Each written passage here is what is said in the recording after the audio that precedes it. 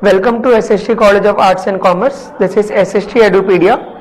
I am Assistant Professor Prabhat Kumar Singh from BCBI Department. Student, today we are continuing with our financial market subject in which part 5, module 2 I am continuing. So students, let's begin with the topic. So today students, we are starting with our concept called primary market, in which I will explain you in detail all the relevant concept. So as you are seeing in this particular picture, there is a picture of primary market, जहाँ पर आपको देखने को मिल रहा है कि एक तरफ आपको कॉर्पोरेट एक छोटी सी कंपनी है, उस कंपनी को आगे जा करके किसी न किसी लॉन्ग टर्म प्रोजेक्ट में अगर से इन्वेस्टमेंट करना है, so they need some certain investment funds, और फंड्स के लिए उनके पास मल्टीपल ऑप्शंस होते हैं. But if they want to get that fund from the public, तो ऐसे में उनके पास एक ऑप्शन आता है जिसमें वो प्राइमरी मार्केट के थ्रू मार्केट में पब्लिक से फंड रेज करवाते हैं, जो कि आपको इस एग्जांपल के थ्रू देखने को मिलेगा, जो कि फोटो मैंने यहाँ पर लगाए हुए हैं. As you can see student, जो बैंक है, बैंक क्या कर रही है, बैंक के साथ कॉर्पोरेट है, और कॉर्पोरेट के साथ सामने क्या है, इंस्टीट्यूशन है. जो इंस्टीट्यूशन क्या करता है, वो एक तरीके से इन्वेस्टर के साथ कांटेक्ट में रहता है और इन्वेस्टर से फंड कलेक्ट करके बैंक के थ्रू चैनलाइज करके कंपनी तक पहुंचाता है.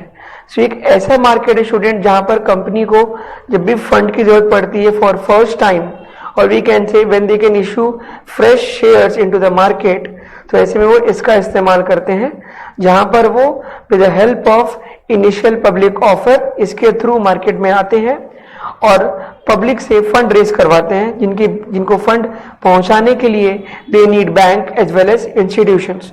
सो इसी स्टूडेंट हम फाइनेंशियल मार्केट के अंदर में जो प्राइमरी मार्केट है, उसे हम इस कंसेप्ट को हम प्राइमरी मार्केट कहते हैं. Then we talk about the nature of primary market, और we can generally say characteristics, और we can say elements. The first one is it is related with the new issue for long term capital. जब भी किसी company को long term needs के लिए fund की जरूरत पड़ती है, तो ऐसे में they can go for the primary market. As you know, just previous year ही LIC ने अपने IPO रेस किया था, जहां पर उन्हें लॉन्ग टर्म कैपिटल के लिए उन्होंने प्राइमरी मार्केट में वो एंटर किए. इसी तरीके से बहुत सारी कंपनीज प्राइमरी मार्केट के थ्रू फंड को रेस करती हैं. Second, these are the securities which are sold first time in the market. ये ऐसे सिक्योरिटीज होते हैं जो कि मार्केट में फर्स्ट टाइम सोल्ड किए जाते हैं. इसे हम न्यू इश्यू मार्केट के नाम से भी जानते हैं. Then these securities are directly issue to the investor, जो कि डायरेक्टली इन्वेस्टर के पास जाता है.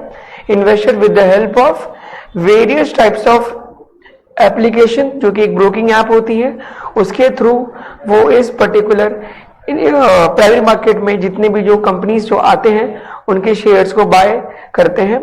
देन ये फैसिलिटेट करता है मार्केट में कैपिटल फॉर्मेशन को, जिससे कि इकोनॉमी का डेवलपमेंट होता है. साथ ही साथ ये जो फंड जनरेट किए जाते हैं मार्केट के थ्रू, इन फंड्स का इस्तेमाल कंपनीज बहुत वेरियस टाइप्स के फिक्स एसेट्स को परचेज करने में बनाती हैं. Even it does not include long term loans, जो कि फाइनेंशियल इंस्टीट्यूशन ने प्रोवाइड करते हैं. इसमें वो लोन्स नहीं आते हैं जो कि इंस्टीट्यूशन इन्हें देती हैं. यहाँ पर से वही फंड आएगा जो कि पब्लिक के थ्रू इन्हें देखने को मिलता है. Then securities which are issued by the companies for setting the new business and for expanding. ये फंड्स तभी रेज होते हैं जब कंपनीज को मार्केट में न्यू बिजनेस सेटअप करना है और अपने कंपनी को एक्सपेंशन की तरफ लेकर के जाना है. और एक ऐसा प्रोसेस है स्टूडेंट जहां पर हम पब्लिक के थ्रू फंड्स इकट्ठा करते हैं, convert private capital into the public capital. Then इसके लिए कोई पर्टिकुलर प्लेस नहीं होता है. जिस तरीके से सेकेंडरी मार्केट में एक प्लेस है जिसे हम बॉम्बे स्टॉक एक्सचेंज के नाम से जानते हैं, सो इसमें इस पर्टिकुलर प्राइमरी मार्केट में आपके पास कोई भी एक पर्टिकुलर प्लेस नहीं होता. इसके अगर हम मेथड की बात करें, so there are several methods जिसके थ्रू प्राइमरी मार्केट में फंड रेज किए जाते हैं. The first one is public issue, जहां पर पब्लिक से फंड लिया जाता है. Then offer for sale. Then third is private placement, जहां पर ये जो कंपनी होती है किसी दूसरी कंपनी से फंड इकट्ठा करती है for the new market share. और we can say right issue, जहां पर ये अपने एग्जिस्टिंग शेयर होल्डर से फंड को रेज करवाती है. And at the end electronic IPO, जो कि आज के समय में बहुत सारी कंपनियां इसका इस्तेमाल करती हैं. और इसी प्राइमरी मार्केट के बाद ही हमारा सेकेंडरी मार्केट आता है. Then after nature we start with the function. इस फंक्शन की अगर हम बात करें स्टूडेंट, तो फंक्शन में आपके पास है ओरिजिनेशन, अंडरराइटिंग एंड डिस्ट्रीब्यूशन। सो एक एक करके हम देखते हैं कि ये तीन फंक्शंस क्या है। So if you talk about the origination, origination से आपको ये समझ में आता रहेगा, ओरिजिन मतलब किसी चीज की शुरुआत। तो अगर हम बात करें शुरुआत की, तो यहाँ पर जब भी प्राइमरी मार्केट की बात होती है तो एक ऐसा मार्केट है जिसे हम कहते हैं फ्लोटेड मार्केट। फ्लोटेड मार्केट क्यों कहते हैं स्टूडेंट? क्योंकि यहाँ पर इनके जो एक्सपेंसेस हैं वो बढ़ते घटते रहते हैं depending upon the situation of the economy, जिसमें इन्वेस्टिगेट करना, एनालाइज करना और साथ ही किस तरीके से न्यू प्रोजेक्ट्स में जो प्रपोजल्स हैं उनको कैसे हैंडल किया जाता है वो यहाँ पर ओरिजिनेशन के थ्रू किया जाएगा। Second one is underwriting. Underwriting एक ऐसा कंसेप्ट है जहां पर हर एक इंस्टीट्यूशन जो कि मार्केट में आईपीओ लेकर के आती है, so SEBI which is security exchange board of India, उनका एक क्राइटेरिया बोला जाता है कि हर एक इंस्टीट्यूशन को या कंपनी को they must be get minimum 90% of the subscription. तो ऐसे में अगर उनको 90% का सब्सक्रिप्शन नहीं मिलता है then the company have to return all the particular amount which they are received from the public। so इस तरीके के लॉस से बचने के लिए कंपनी क्या करती है, अंडरराइटर्स के पास जाती हैं और ऐसे में अंडरराइटर्स इन्हें गारंटी प्रोवाइड करते हैं कि if the public doesn't subscribe then I will pay that particular share amount. तो इस तरीके से अंडरराइटिंग का जो काम है वो चलता है and at the end is distribution. So इनको जो टास्क दिया जाता है जहां पर ये अपने सिक्योरिटीज को सेल करते हैं to the investors with the help of brokers as well as agents, जो कि एज ए इंटरमीडिएरी काम करते हैं। Students, then we talk about the concept called players in primary market.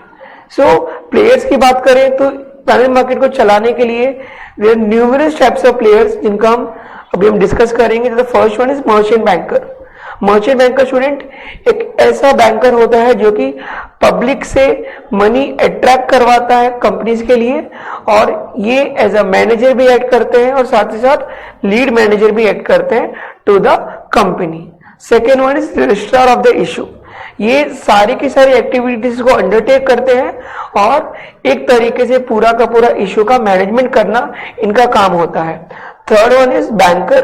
Banker भी एक तरीके से कलेक्शन एजेंट का काम करते हैं जहां पर ये कोऑर्डिनेट करते हैं बैंकर के साथ और इस तरीके से एक्ट करते हैं कि जो भी रोल्स हो इनका ट्रांसफर का, ट्रांसमिशंस का, फंड कलेक्ट करने का, ये सब कुछ बैंकर्स के द्वारा की जाती है। Then student the fourth one is brokers.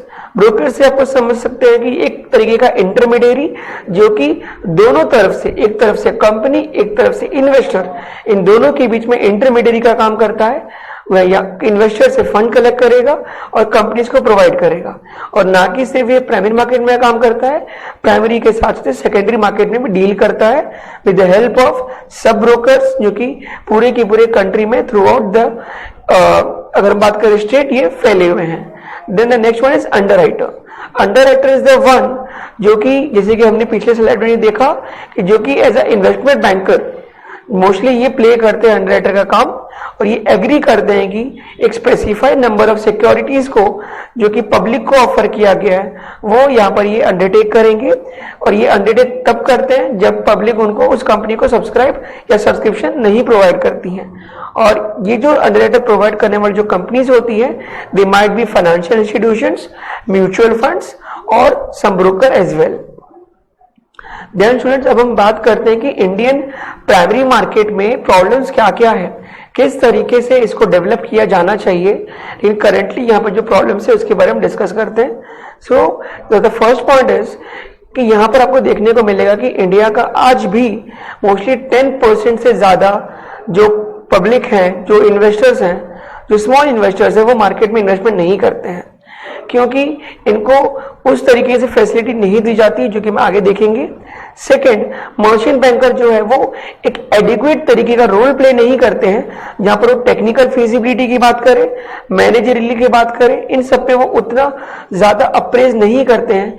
As a result small investors अगर इन्वेस्ट करते हैं तो जो बड़े बिग प्लेयर्स हैं, जो बड़ी जो कंपनियां होती हैं उनके फंड्स को ड्यूप कर देती है जिसकी वजह से उनके फंड कम हो जाते हैं जब भी मार्केट क्रैश होता है तब।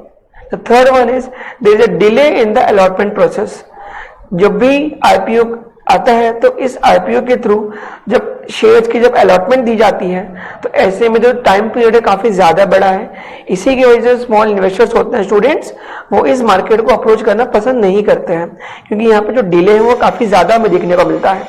फोर्थ वन इज एक टेंडेंसी, एक माइंडसेट है इन्वेस्टर्स का कि वो फिक्स इनकम बेरिंग सिक्योरिटीज में इन्वेस्टमेंट करें, जो कि प्रेफरेंस शेयर और डिबेंचर होल्डर में जाना जाता है, और ये हेजिटेट करते हैं कि यहाँ पर इक्विटी शेयर में उतना इन्वेस्टमेंट ना करें, जो कि एक नॉन एफआईबीएस और we can say non fix income bearing securities है। Fifth one is the functional and the institutional gap.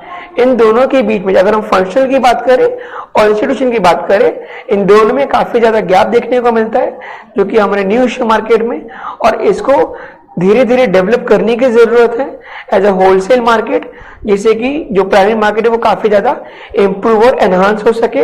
And at the and अगर हम बात करें इन्वेस्टर्स की, जो कि सेमी अर्बन या फिर रूरल के क्षेत्र में रहते हैं, तो जब ये एप्लीकेशन भेजते हैं उन सेंटर पर जहां पर जो बैंक्स हैं उस एप्लीकेशन को एक्सेप्ट कर रही हैं, so there might be some delay, क्योंकि ये बहुत अलग अलग रिमोट एरिया से प्रोडक्ट को एप्लीकेशन को सेंड करते हैं, जो जिसके द्वारा ये जो डिले होते हैं उनसे उनको नुकसान ज्यादा देखने को मिलती है, और माइट भी इनके जो फॉर्म्स होते हैं वो कभी कभी एक्सेप्ट भी नहीं हो पाते हैं। तो स्टूडेंट्स, आज के हमने इस लेक्चर में प्राइमरी मार्केट के बहुत सारे कंसेप्ट को जाना, जहां पर हमने इनके एलिमेंट्स, इनके फंक्शंस, इनके प्रॉब्लम्स के बारे में देखा, और हम आगे आने वाले स्लाइड्स में और भी इसको कंटिन्यूशन करेंगे और अच्छे से इसको और जानेंगे। Thank you students.